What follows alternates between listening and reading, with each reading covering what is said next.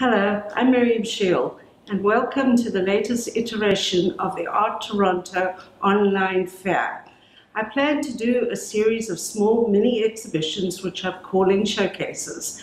Each one has a theme, and the one behind me is materiel, or material, whichever you prefer.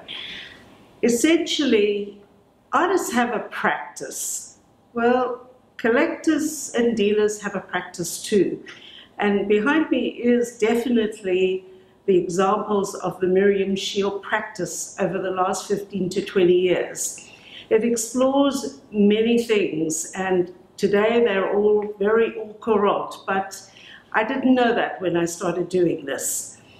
So behind me over here, we have a German artist, Julia Bornfeld, and it is made out of nylon stockings. And of course, it's a flower, and it is, her other themes were whales, tails. She does performances, as do many women artists, which is something we can address at another time.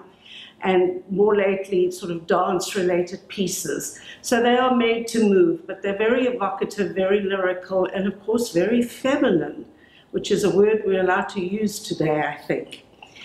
Also, we have here Brad Kauhammer, a Native American mother, adopted and brought up by his German-American parents, basically found himself in a very ambiguous place, not knowing exactly what he was, not an unusual circumstance.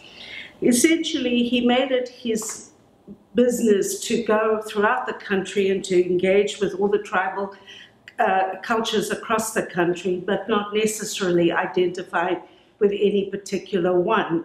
So he is, in the truest sense of the word, a contemporary artist. This is a katsidam. I hope I said it right. And it's made out of fine objects. It's based on the concept of the Hopi images, which are basically deities from the Pueblo cosmology. So they have a very deep and long history for us to respect. Made out of paint, feathers, beads, buttons, string, whatever one can find. They are people in a dull sense, but we can relate to them in many other ways. Behind me is another interesting artist, that way. La Wilson, L-A, La. La came to her art practice very late in life. She was already in her late 50s.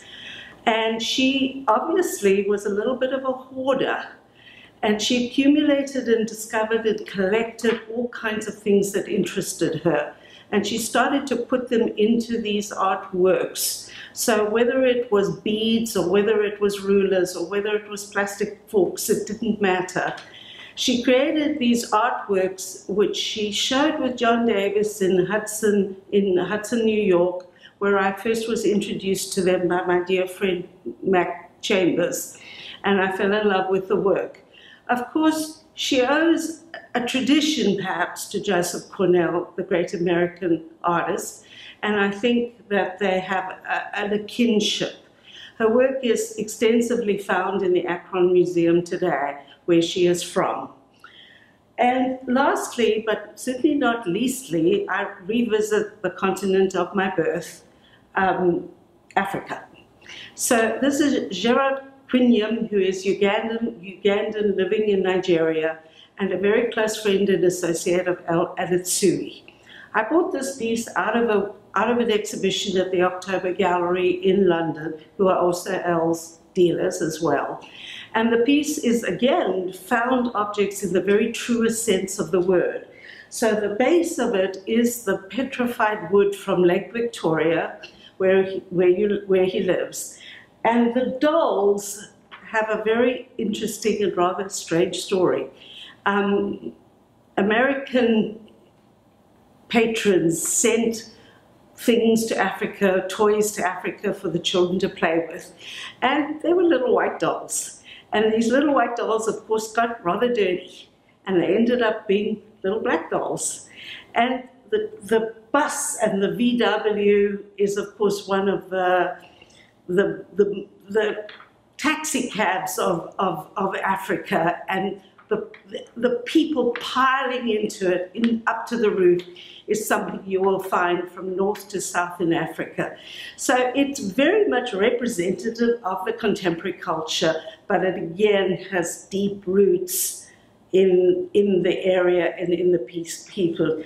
I think the common denominator of this collection is that element of the found objects, of using things. And then when we think back to Dadaism of the 1930s, and we think back to the post-war practices of many artists like Armand, who had no money in war-torn countries, and all they had was the bits and pieces left over of whatever was around them, and they made art out of it.